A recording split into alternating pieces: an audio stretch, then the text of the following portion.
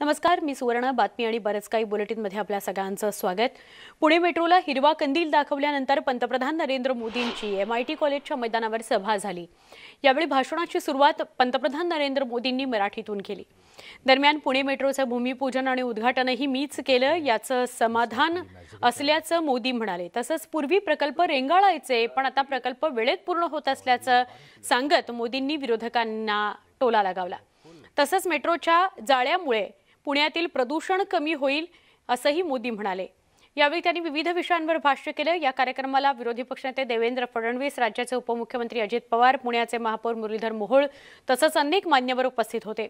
यावेळी मेट्रोच्या कामाचं कौतुक करताना राजकीय टीकाही त्यांनी केली. पाहुयात राजकीय सभेत मोदींनी, फडणवीस आणि अजित पवार काय म्हणाले.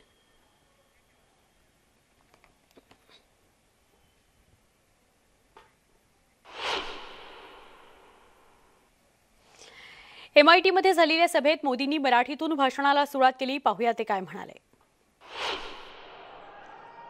छत्रपती शिवाजी महाराज, महात्मा ज्योतिबा फुले, सावित्रीबाई फुले, महर्षी कर्वे यांच्यासह अशा अनेक प्रतिभाशाली साहित्यिक, कलाकार, समाजसेवक यांच्या वास्तव्याने पावन झालेल्या पुण्यनगरीतील माझ्या बंधू भगिनींना नमस्कार. विरोधी पक्षनेते देवेंद्र फडणवीस यांचंही मोदींनी कौतुक केलं. देवेंद्र फडणवीस जेव्हा इथे मुख्यमंत्री होते तेव्हा या प्रकल्पाकरता ते नेहमीच दिल्लीला पाठपुरावा करायचे. ते या प्रकल्पाच्या पाठीशी लागलेले असायचे असं मोदी म्हणाले. 5-6 साल पहले हमारे देवेंद्र जी जब यहां मुख्यमंत्री थे तो इस प्रोजेक्ट को लेकर वो लगातार दिल्ली आते रहते थे. बड़े उमंग और उत्साह के साथ वो इस प्रोजेक्ट के पीछे लगे रहते थे. मैं उनके प्रयत्नों का भी अभिनंदन करता हूं. साथियों, कोरोना महामारी के बीच भी ये सेक्शन आज सेवा के लिए तैयार हुआ है. पुणे मेट्रो के संचालन के लिए सोलर पावर का भी व्यापक उपयोग हो रहा है. इससे हर साल लगभग 25,000 टन कार्बन डाइऑक्साइड का एमिशन रुकेगा. मैं इस प्रोजेक्ट से जुड़े सभी लोगों का, खास करके सभी श्रमिकों का हृदय से आभार व्यक्त करता हूं. यावेळी बोलताना पंतप्रधान नरेंद्र मोदींनी विरोधकांवर टीका केली. पूर्वी फक्त प्रकल्पांचा शिलान्यास होत होता, मात्र माहितीच नसायचं की उद्घाटन कधी होईल अशी टीका मोदींनी केली. पुणे के विकास से जुड़े अनेक अन्य प्रकल्पों का उद्घाटन और शिलान्यास भी हुआ है.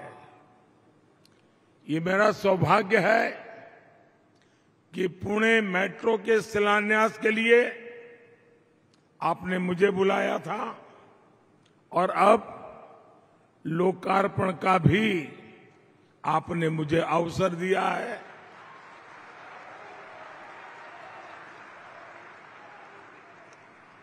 पहले शिलान्यास होते थे तो पता ही नहीं चलता था कब उद्घाटन होगा. साथियों, ये घटना इसलिए महत्वपूर्ण है कि इसमें ये संदेश भी है कि समय पर योजनाओं का पूरा किया जा सकता है.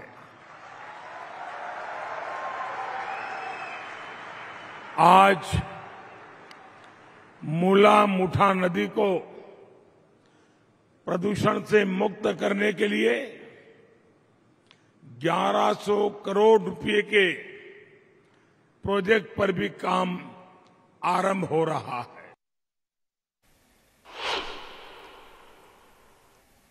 दरम्यान महत्त्वाच्या योजना पूर्ण होण्याकरता फार वेळ लागत होता, मात्र या सुस्त वृत्तीमुळे देशाचं नुकसान झाल्याचं मोदी म्हणाले। उन्हें भी नई ऊर्जा मिलेगी और मैं तो शहरों में रहने वालों को आग्रह करूंगा कि साल में एक बार तिथि तय करके रेगुलर नदी उत्सव मनाना चाहिए। नदी के प्रति श्रद्धा, नदी का महात्म्य, पर्यावरण की दृष्टि से प्रशिक्षण, पूरे शहर में नदी उत्सव का वातावरण बनाना चाहिए। तब जाकर के हमारे नदियों का महत्व हम समझेंगे, पानी के एक बूंद बूंद का हम महत्व समझेंगे। किसी भी देश में आधुनिक इंफ्रास्ट्रक्चर के विकास के लिए जो चीज सबसे जरूरी है वो है स्पीड और स्केल। लेकिन दशकों तक हमारे यहां ऐसी व्यवस्थाएं रही कि अहम परियोजनाओं का पूरा होने में काफी देर हो जाती थी। ये सुस्त रवैया देश के विकास को भी प्रभावित करता रहा है। आज के तेजी से बढ़ते हुए भारत में हमें स्पीड पर भी ध्यान देना होगा और स्केल पर भी। इसलिए ही हमारी सरकार ने पीएम गति शक्ति नेशनल मास्टर प्लान बनाया है। हमने देखा है कि अक्सर परियोजनाओं में देरी की वजह होती है अलग अलग विभागों में, अलग अलग मंत्रालयों में, सरकार में तालमेल की कमी। इस वजह से होता यह है कि जब वर्षों के बाद कोई परियोजना पूरी भी होती है तो वो आउटडेटेड हो जाती है, उसकी प्रासंगिकता ही खत्म हो जाती है।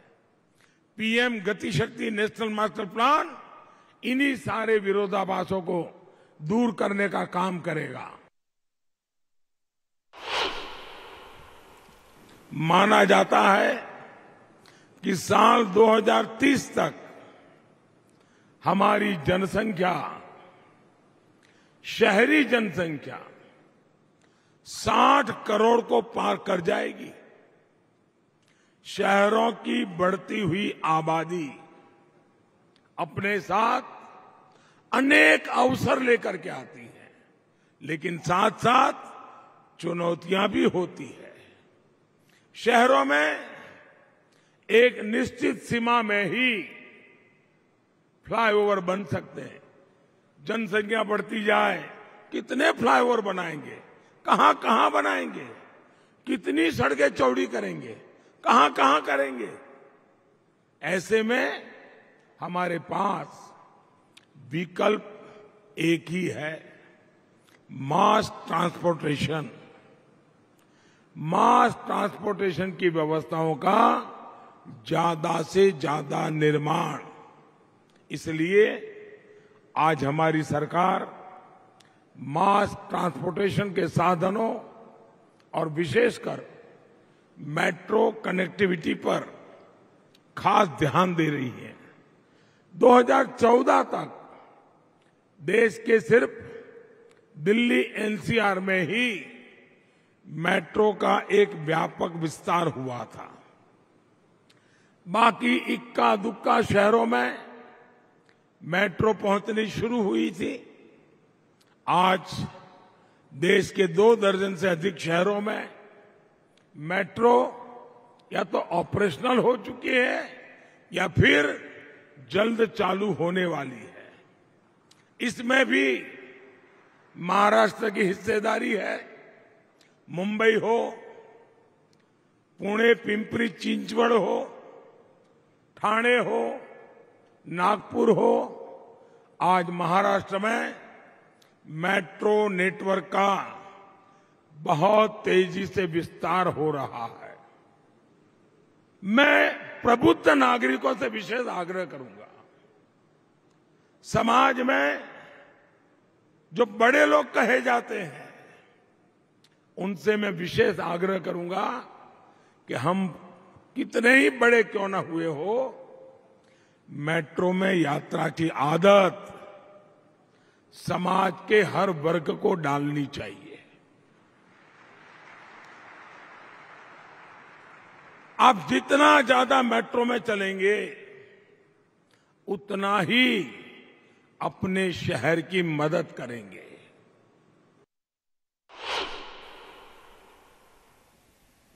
पुण्यासाठी आजचा दिवस स्वप्नपूर्तीचा दिवस असल्याचं भाजप नेते देवेंद्र फडणवीस म्हणाले। तर विदाऊट तिकीट प्रवास केल्याने आमच्याकडूनही तिकिटाचे पैसे घ्या असंही ते म्हणाले। येत्या काळामध्ये महानगरपालिकेचं मी याकरता अभिनंदन करतो। पुणे असेल, पिंपरी चिंचवड असेल, इलेक्ट्रिक बसेस, सीएनजी बसेस याचा मोठा ताफा तयार करून येत्या काळामध्ये महानगरपालिका 100% ट्रान्सपोर्टेशन हे क्लीन फ्युएलवर करेल। एक पैशाचंही प्रदूषण या ठिकाणी महानगरपालिकेच्या ट्रान्सपोर्टेशन सिस्टीम मधनं होणार नाही, ही व्यवस्था देखील या ठिकाणी सुरू होते आहे। महानगरपालिकेने केलेली सर्व कामं ही अतिशय उत्तम आहेत, पण ही कामं याकरता होऊ शकली कारण त्याच्या पाठीशी भक्कमपणे या ठिकाणी माननीय पंतप्रधान नरेंद्र मोदीजींचं सरकार हे ताकदीनं उभं राहिलं। पुण्यामध्ये मेट्रो सुरू करण्यासाठी 12 वर्ष लागली। तसंच मेट्रोच्या कामामुळे खूप त्रासही नागरिकांना सहन करावा लागला। त्यामुळे पुणेकरांच्या सहनशीलतेला खऱ्या अर्थानं दाद दिली पाहिजे असं अजित पवार म्हणाले। पुणेकरांच्या सहनशीलतेला खऱ्या अर्थाने दाद दिली पाहिजे। 10 जूनला पुणे महानगरपालिकेने पहिल्यांदा ठराव केला की आपल्याला पुण्याला मेट्रो पाहिजे, परंतु त्याला 12 वर्ष जवळपास ती सुरू करायला लागली। मधल्या काळामध्ये काही सन्माननीय लोकप्रतिनिधींच्या हट्टापायी ती एलिव्हेटर करायची का ती अंडरग्राऊंड करायची ह्याच्यातच वेळ बराच काळ गेला, परंतु त्याच्यानंतर काही कठोर भूमिका गडकरी साहेबांनी स्वीकारली आणि त्याच्यानंतर आपल्या मेट्रो रेल्वेला कुठेतरी त्या ठिकाणी सुरुवात झाली। मला एका गोष्टीची मान्यच करावी लागेल, पुणेकर आणि पिंपरी चिंचवडकरांना खरोखरीच ह्या मेट्रोच्या कामाच्या मध्ये खूप काही त्रास सहन करावा लागला। त्याच्यामुळे मी तुमच्या सहनशीलतेला मनापासून दाद देतो। अजूनही काही काळ आपल्याला तो त्रास सहन करावा लागणार आहे, कारण अशा प्रकारची कामं वर्षानुवर्ष पुढे होत ती चालत असतात। त्याच्यामुळं आपल्याला काही काळाकरता अजून ते सहन करावं लागेल। उपमुख्यमंत्री अजित पवार यांनी पंतप्रधान नरेंद्र मोदींच्या उपस्थितीत राज्यपालांना टोला लगावला। अलीकडे महत्त्वाच्या पदांवरील सन्माननीय व्यक्तींकडून अनावश्यक वक्तव्य होत आहेत। ती वक्तव्य महाराष्ट्रातील कोणत्याही व्यक्तीला न पटणारी आहेत असं अजित पवार म्हणाले। अलीकडे महत्त्वाच्या पदांवर सन्माननीय व्यक्तींकडून काही अनावश्यक वक्तव्य होत आहेत। ती वक्तव्य महाराष्ट्राला आणि महाराष्ट्रातल्या कुठल्याही व्यक्तीला पटणारी नाहीत, ती मान्य देखील नाहीत। छत्रपती शिवाजी महाराजांनी, राजमाता जिजाऊंनी संकल्पनेतलं रयतेचं राज्य स्वराज स्थापन केलं। महात्मा ज्योतिबा फुले, क्रांतीज्योती सावित्रीबाई फुले यांनी देशात स्त्री शिक्षणाचा पाया रचला, सत्यशोधक विचारांचा प्रसार केला। या महामानवांच्या उत्तुंग कार्याला, विचारांचा वारसा आपल्याला सगळ्यांना महाराष्ट्रामध्ये पुढे घेऊन जायचा आहे आणि मनात कुणाच्याही बद्दल आकस असूया न ठेवता, विकास कामात राजकारण न करता हा वारसा, या महामानवांचे विचार आपल्याला पुढे न्यायचे आहेत। त्यांना एक सांगायचं आहे की आपल्यामुळं, गडकरी साहेबांच्यामुळं नागपूरचं मेट्रो वेगाने पूर्ण झाली। तशाच पद्धतीनं महाराष्ट्र राज्यातल्या राहिलेले पुणे, पिंपरी चिंचवड परिसर, मुंबई, नाशिक, ठाणे आणि नागपूर टप्पा 2 मेट्रोसाठी आम्हाला आपल्याकडनं अपेक्षित त्या पद्धतीनं मदत झाली पाहिजे। त्याच्यामध्ये विकासाचा वेग वाढवण्यासाठी आम्हाला अपेक्षित सहकार्य मिळावं। आम्ही कुठल्याही परिस्थितीमध्ये त्याच्यात कोणतं राजकारण न आणता विकास कामाच्या बाबतीमध्ये सगळेजण एकजुटीनं त्या कामामध्ये लक्ष देऊ, अशा प्रकारचा विश्वास देखील मी पंतप्रधान महोदयांना या निमित्तानं देऊ इच्छितो। महापौर मुरलीधर मोहोळ यांनी मुळामुठा नदीच्या प्रकल्पासंदर्भात वक्तव्य केलं, तेही बघूयात ते काय म्हणाले। मुळा आणि मुठा याचं किती महत्त्व आहे, किती आपल्या त्याच्यात आत्मीयता आहे, आपल्या सगळ्यांना पुणेकरांना माहिती आहे। आणि नमामि गंगेसारख्या एका चांगल्या प्रकल्पामध्ये गंगेनंतर जर देशातली पहिली कुठल्या नद्या घेतल्या असतील तर माननीय प्रधानमंत्र्यांनी मुळा आणि मुठ्यांचा समावेश केला आणि आज त्या योजनेचा शुभारंभ या ठिकाणी होतोय। केंद्र सरकारच्या माध्यमातून जायका संस्थेने केंद्र सरकारला कर्ज दिलं, पण केंद्र सरकारने मात्र पुणे महापालिकेला अनुदान स्वरूपामध्ये या ठिकाणी 841 कोटी रुपये आपल्याला दिले आणि त्याच्यातून आज हा प्रकल्प सुरू होतोय। अनेक मंडळी व्यासपीठावरती त्या प्रकल्पासाठी सगळ्यांचे हात लागले। माननीय जावडेकर साहेब असतील, बापट साहेब असतील, गडकरी साहेब असतील, विशेषतः मागच्या ह्या सगळ्या 2-3 महिन्याच्या कालावधीमध्ये माननीय देवेंद्रजींनी या प्रकल्पाचा अत्यंत कसोशीनं पाठपुरावा केला आणि वेळेमध्ये हा प्रकल्प पूर्ण होण्यासाठी त्यांनी प्रयत्न केले आणि आज अक्षरशः आपल्या या पुण्याच्या ज्या आपण म्हणू खरं तर जीवनवाहिन्या आहेत आमच्या, या मुळा मुठा आता विकसित होणार आहेत। जवळपास 11 STP प्लांट्स याच्यामध्ये आता उभे राहणार आहेत। नद्यांमध्ये जाणारं आता गढूळ पाणी, अस्वच्छ पाणी आता बंद होईल आणि जवळपास 55 किलोमीटरच्या मोठ्या व्यासाच्या ड्रेनेज लाईन आता या प्रकल्पाच्या माध्यमातून पुण्यामध्ये आता ह्या सगळ्या टाकल्या जातील। या सगळ्यासह बुलेटिनमध्ये इथेच थांबतोय। एका नव्या कार्यक्रमासह काही क्षणात पुन्हा भेटूया। बुलेटिनमध्ये इथेच थांबतोय। पहा फक्त न्यूज 18 लोकमत।